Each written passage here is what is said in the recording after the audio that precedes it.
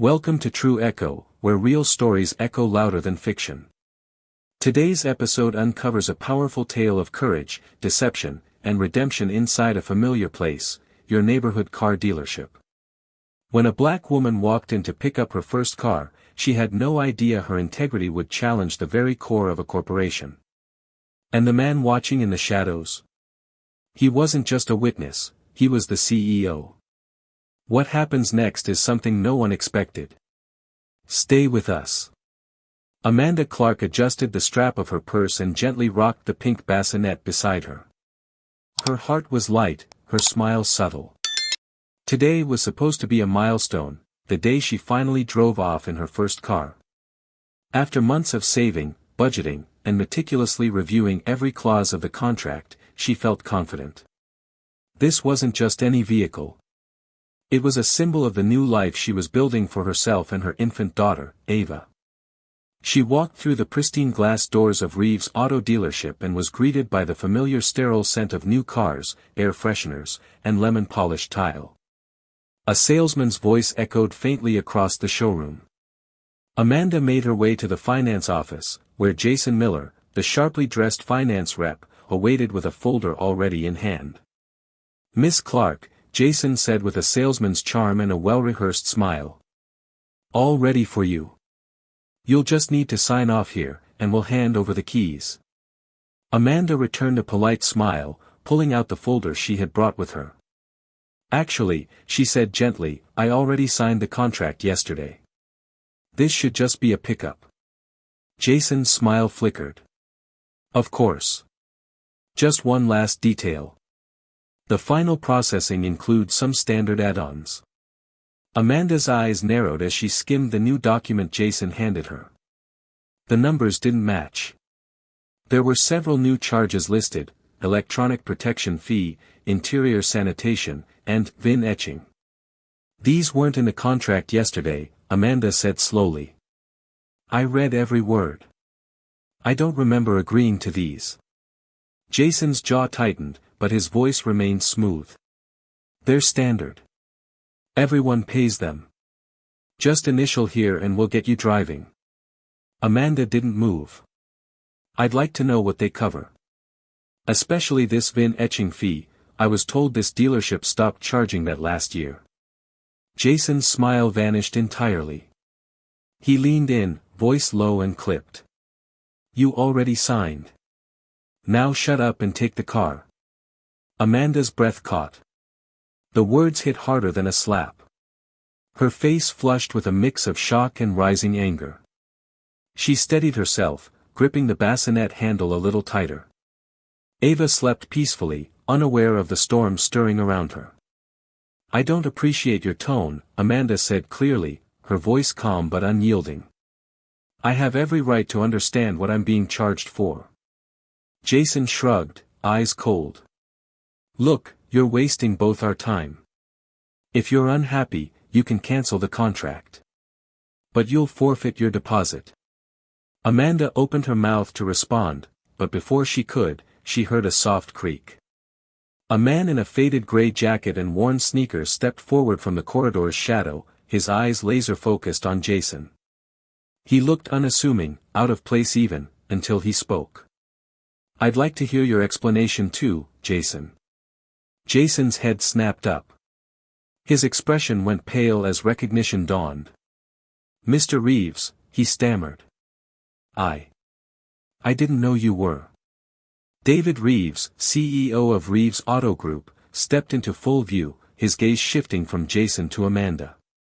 "Miss Clark, may I?" Amanda blinked in surprise. She nodded, stepping back slightly to allow David closer to the desk. David picked up the contract Jason had presented.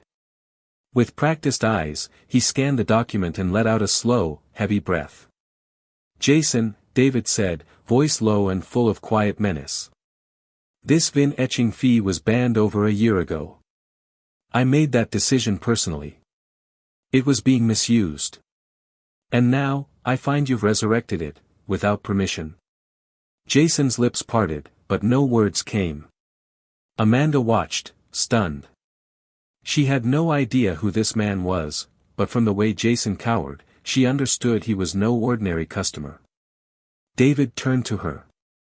"Miss Clark, I apologize.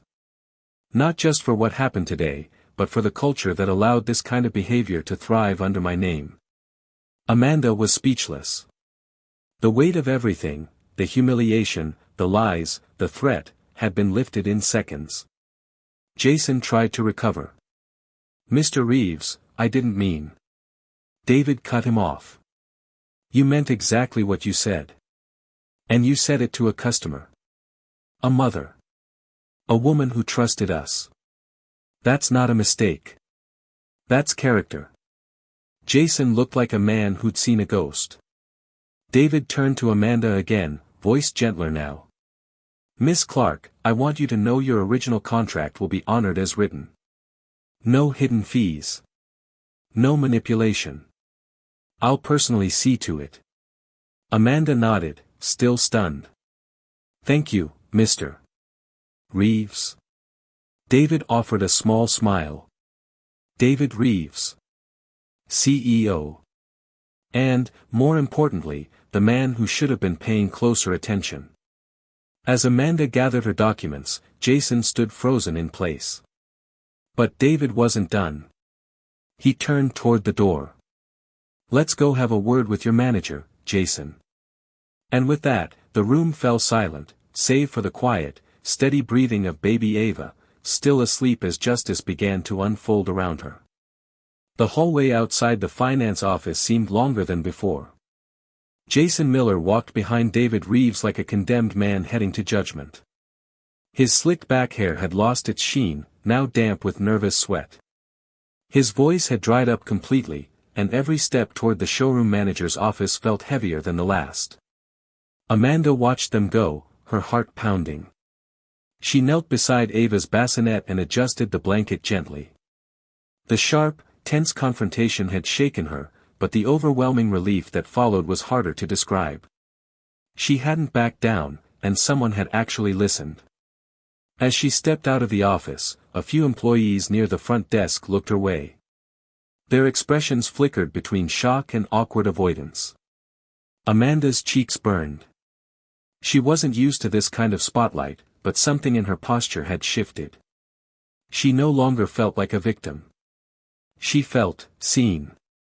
Meanwhile, in the manager's office, David closed the door behind them. Mark Thompson, the branch manager, rose from his chair too quickly. His eyes widened at the sight of the man walking in. He hadn't been expecting the CEO, no one had. "Mr. Reeves," Mark said, stumbling over his words. "What a surprise, I didn't know you were coming in today." "Exactly," David said, voice ice. That was the point. Mark tried to smile, but David's stare pinned him in place. "I just witnessed your finance rep threaten and lie to a customer. I also saw him try to push fees that have been banned for over a year. Do you know what he told her?" Mark glanced at Jason, who was doing everything in his power to become invisible. I was told the fees were optional, not enforced," Mark muttered. "Wrong," David snapped. "They're illegal. Deceptive. And deeply unethical." Jason finally spoke, his voice trembling. "I thought, boosting revenue." David turned to him, fury flashing behind his eyes.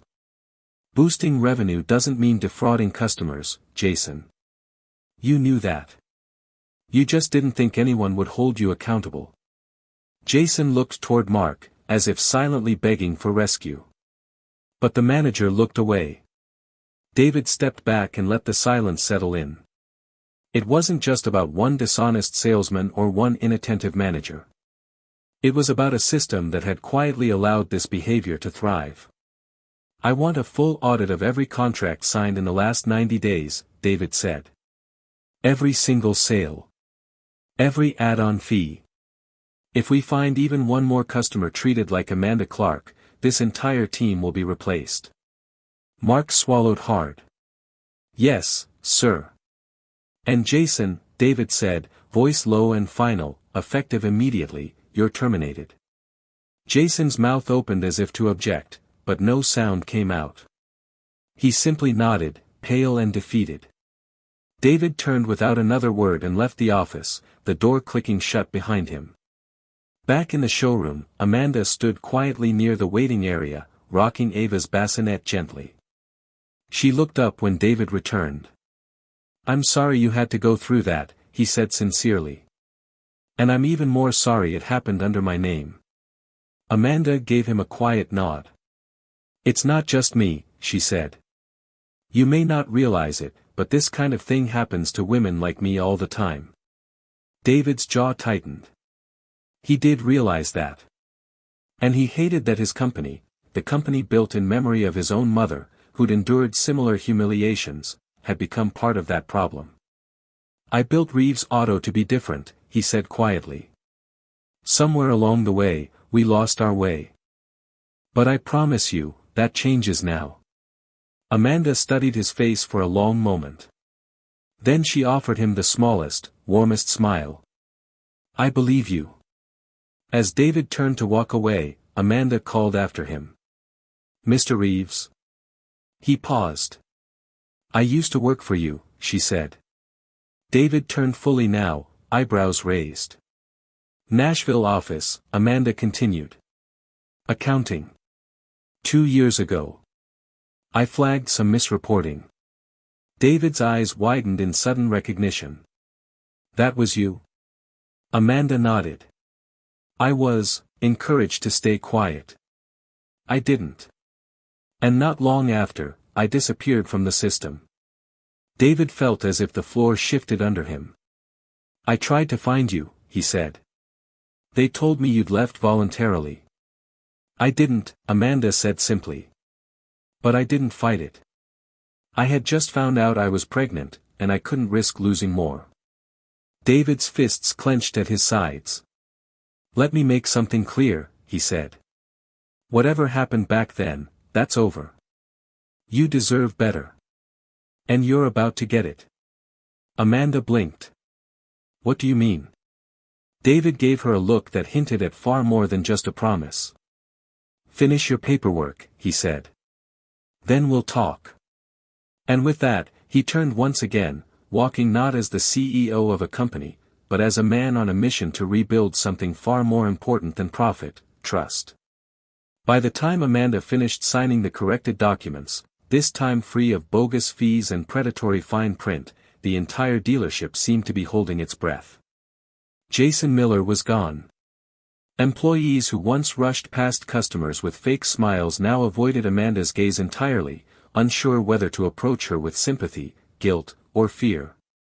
David Reeves had disappeared into a back office, leaving behind a trail of whispers and tense silence. But he hadn't forgotten Amanda. 15 minutes later, he returned with someone new beside him, a tall, middle-aged black woman in a tailored navy blazer, with silver-rimmed glasses and eyes like a hawk.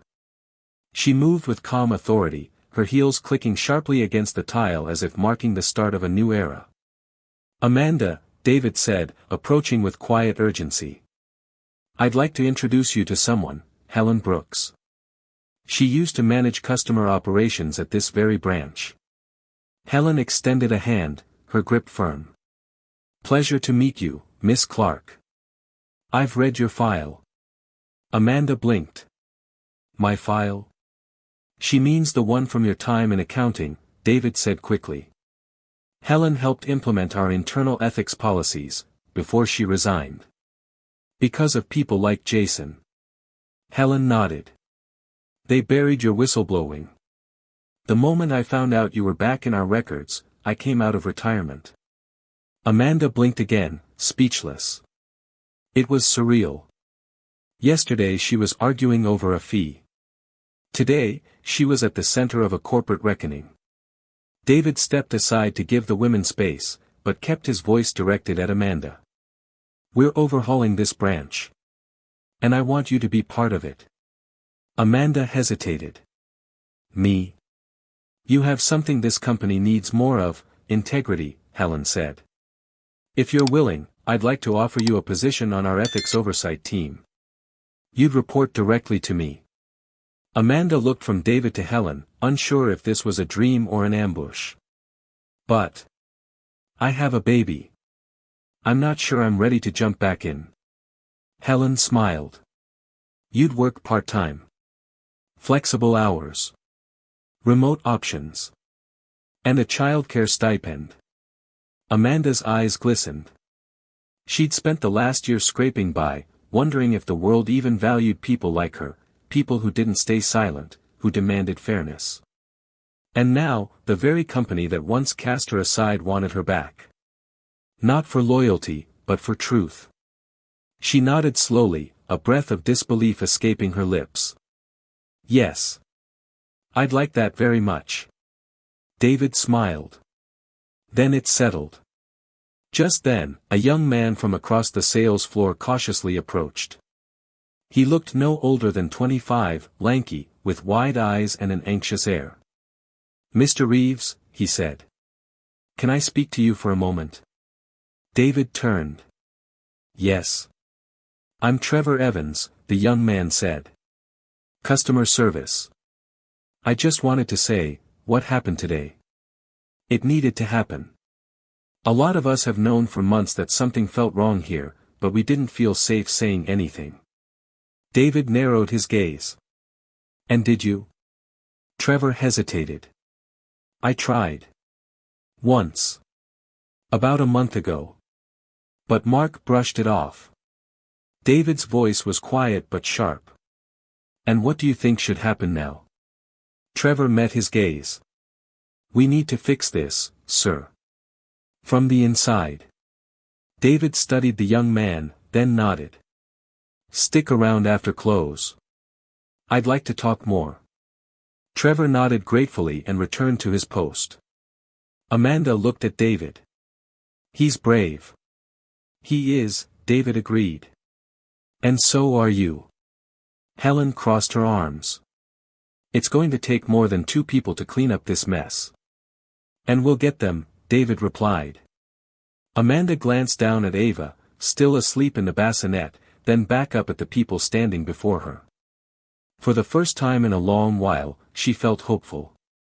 Not because someone had handed her a gift, but because someone finally saw her worth. The tide was turning. And the truth? The truth was finally louder than the lies. The next morning, the dealership felt like a different place, but not yet a better one. The tension hadn't vanished, it had simply shifted. Eyes followed Amanda as she entered, this time not as a customer, but as a new member of the ethics oversight team. Her welcome was quiet, not hostile, but hesitant. People weren't sure what her presence meant yet. David and Helen were already waiting in the conference room. The blinds were open, intentionally, letting every employee on the floor see who was inside. Transparency wasn't just a concept now. It was policy. Trevor Evans entered next, clutching a notebook and looking slightly out of place. Helen gave him an encouraging nod. David gestured for him to sit at the table. We're starting today, Helen said, wasting no time. This isn't a cleanup. It's a cultural rebuild. David nodded. I want every transaction from the last 90 days reviewed. Line by line. No excuses. Amanda flipped open a folder and began sorting through highlighted contracts. She had stayed up most of the night reviewing dealership policies and tracking inconsistencies in their CRM. Her old accounting skills were rusty, but not gone. Trevor raised a hand. I've already found 5 VIN etching charges that were never authorized. David's eyes darkened. Send them to me. We'll begin contacting those customers immediately. Helen stood. I've also issued a temporary freeze on commission-based bonuses. Until we can be sure the sales came from honest work. The silence was immediate. Even through the glass, they could see heads turning across the showroom. You'll get pushback, Trevor said quietly. I expect it, Helen replied. But they'll have a choice, adapt, or leave. David leaned forward. And for those who need inspiration to stay, I want to recognize the ones who did things right when no one was watching. He turned to Trevor. That's you. Trevor's eyes widened. From today forward, David continued, you are the new customer service team leader. You've shown more integrity in one conversation than some employees have in 5 years. Trevor looked stunned. Sir. I don't know what to say. Say yes, Helen said, smiling. Trevor nodded, overwhelmed. Yes. I won't let you down. Amanda watched him and felt a flicker of pride. This was what rebuilding looked like, not grand speeches, but quiet promotions earned by people who simply chose to do the right thing. After the meeting, Trevor walked Amanda back to the floor. You were amazing in there, he said. So were you. He glanced toward the finance office. We're going to turn this place around, aren't we? Amanda smiled. One truth at a time. And for the first time, the dealership didn't feel like a place to survive. It felt like a place where something real, something honest, was about to grow. A week later, the dealership floor buzzed with a new kind of energy, one tinged with uncertainty, but also determination. Gone were the smug swagger and careless smirks that once passed for professionalism. Employees no longer operated in shadowed corners or behind closed doors. They now worked under clear glass partitions Helen had ordered installed between every finance desk and the main floor, a bold symbol of the new transparency. Amanda sat behind a repurposed service desk, surrounded by open binders and printed policies. Though she wasn't in a formal position of power, her presence shifted the air. People who once rolled their eyes at ethics talk now stopped by to ask questions, quietly, carefully, as if unsure if it was safe to care again. One afternoon, a young sales associate named Carla approached her. Ms. Clark, she said softly. Can I ask you something? Amanda smiled. Sure. I heard from Trevor that you're reviewing deals. Are we in trouble for everything from before?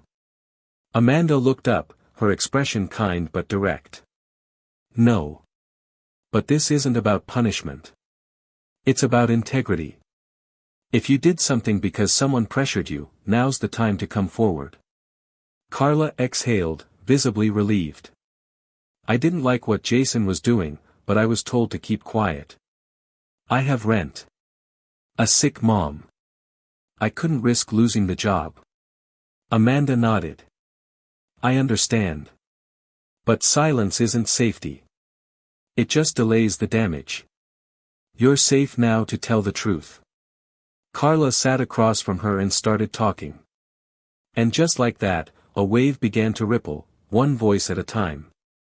Meanwhile, David sat in his private office, reviewing the initial findings of the audit Amanda and Helen were conducting. It was worse than he'd feared. Not just Jason, at least 4 other employees had routinely added unauthorized fees. Mark Thompson's management failures weren't isolated. They were systemic. David called Helen in. It's not just a policy issue. This is cultural rot. Helen nodded. And you don't dig out rot by trimming branches. You pull up the whole root. David leaned back in his chair. Do we have the people to rebuild it from scratch?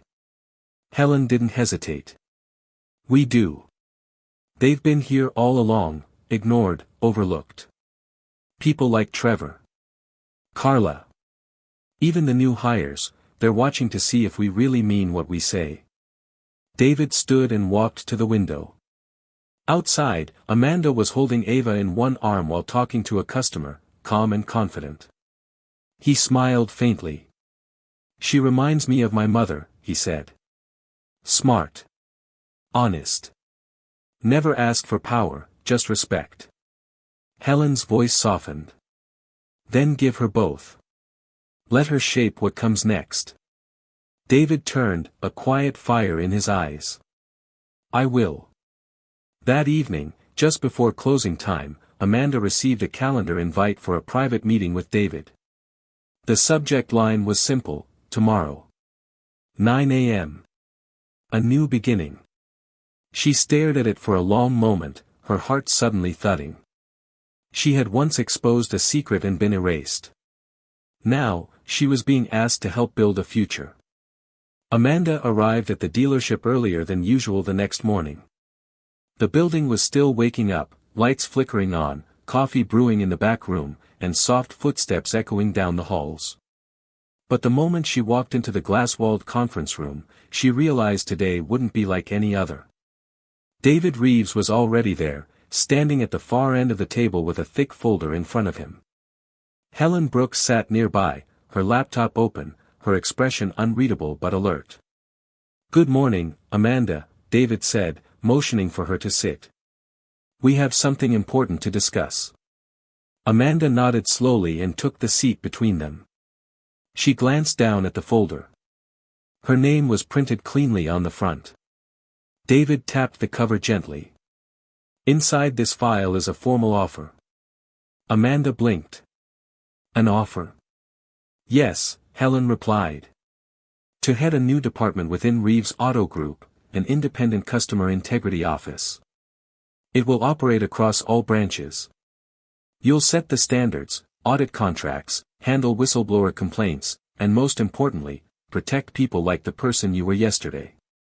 Amanda's mouth parted slightly. She hadn't expected anything like this. I'm not even sure I'm qualified." David leaned forward, his tone measured but sincere. "You're the most qualified person I know. Not because of a title, but because you did what no one else here had the courage to do." Amanda's fingers trembled as she opened the folder. Inside was a full job description, competitive salary, full benefits, flexible hours, and even dedicated support for childcare. "We'll provide you with a team," Helen added. "You won't be alone. Trevor will join you as part of the training team. And I'll stay on during the transition." Amanda's voice cracked slightly. "I'm just a single mom. I didn't think anyone would ever trust me with something like this again." David smiled faintly. "Exactly why you should lead it. Because you know how it feels to be overlooked, ignored, disrespected. And now you have the power to stop it from happening again." The weight of that truth hit her like a wave. This wasn't just a job offer. It was redemption. It was justice. It was an invitation to rewrite the very culture that once erased her voice. Amanda took a deep breath, then reached for the pen David had slid across the table. As the ink met the paper, it didn't just feel like a signature. It felt like a beginning. When she looked up, Helen was smiling. David, too. But there was more in their expressions, something quiet and personal, like pride. "I won't let you down," Amanda said softly. "We know," David replied. Later that day, an announcement was made dealership-wide. Screens throughout the building lit up with the headline, "Amanda Clark appointed head of new customer integrity division." A short paragraph followed, explaining her role and how employees could confidentially report issues directly to her. The reactions were mixed, some surprised, some relieved, a few threatened. But what mattered was that the message was clear: the rules had changed. Deception was no longer business as usual. That afternoon, Amanda stepped into her new office, a modest, glass-walled room overlooking the showroom floor. She placed a small photo of Ava on her desk and then opened her laptop. A few moments later, her inbox chimed. Subject: "Thank you." It was from Carla. Message: "For the first time in a long time, I feel safe working here. I just wanted you to know that. You've already made a difference." Amanda smiled, tears threatening her composure. She had once been silenced. Now, she was the one setting the standard. The dealership that had once been a machine of quiet exploitation was no longer the same. 1 month after Amanda's appointment, Reeves Auto felt transformed, open, accountable, human. The glass partitions between finance and the showroom, once controversial, had become a visual symbol of trust. Customers could now see every detail of their purchase unfold in real time, no more shady backroom deals. Feedback terminals stood next to every exit, and every voice mattered now. Especially the quiet ones. Amanda moved through the showroom with a quiet authority. Not loud. Not bossy. Just deeply present. People greeted her with new respect, not because of her title, but because they'd seen what she stood for.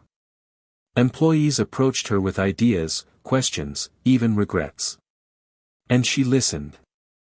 That was the difference. She had brought her baby Ava in on Fridays, a soft, joyful presence wrapped in a blanket beside Amanda's desk. Some staff stopped by just to say hi to the little girl who had, without ever knowing it, witnessed the dealership's darkest hour, and become the light in its redemption. David watched from his corner office with a mixture of pride and resolve. Reeves' auto wasn't perfect. But it was healing. Trevor Evans now led weekly staff sessions on customer-first practices.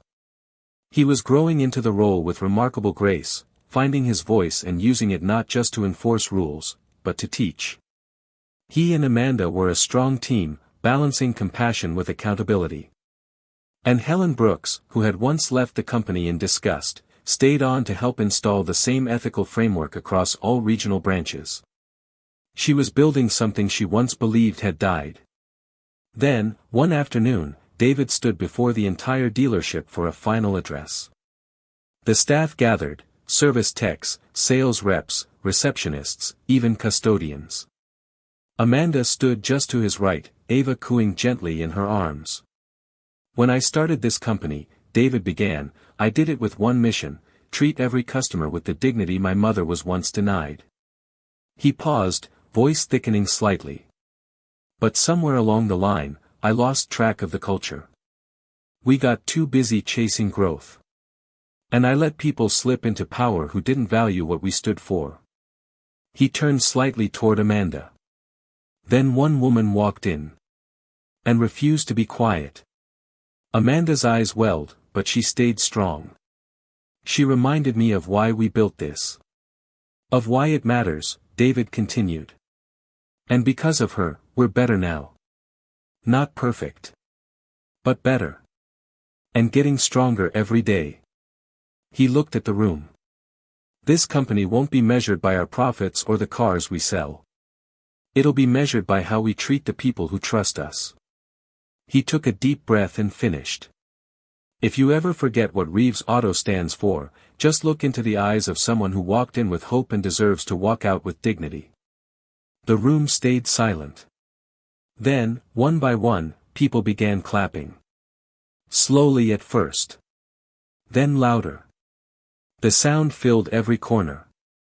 Amanda stood quietly as the applause surged, not for fame, not for victory, but for the restoration of something too often forgotten. Integrity. And beside her, baby Ava reached out with her tiny fingers and gripped the lapel of her mother's blazer. In that moment, Amanda knew, her daughter would grow up in a world where truth could still win. And she had helped make it so. Sometimes, the smallest act of resistance, a question, a refusal to sign blindly, can ignite a revolution. Amanda Clark didn't plan to change a company. She simply asked for fairness. But when she was told to shut up and take the car, she stood her ground, and changed everything. As David Reeves learned, leadership isn't about watching from above. It's about listening, standing up when it matters, and protecting what you once promised to build. At True Echo, we believe real stories like Amanda's remind us that justice is possible, not just in courtrooms, but in everyday places like a car dealership. So ask yourself, would you have spoken up? Share your own story of injustice, or redemption, in the comments below. If this story moved you, please like, subscribe, and share it with someone who believes in doing what's right, even when no one's watching.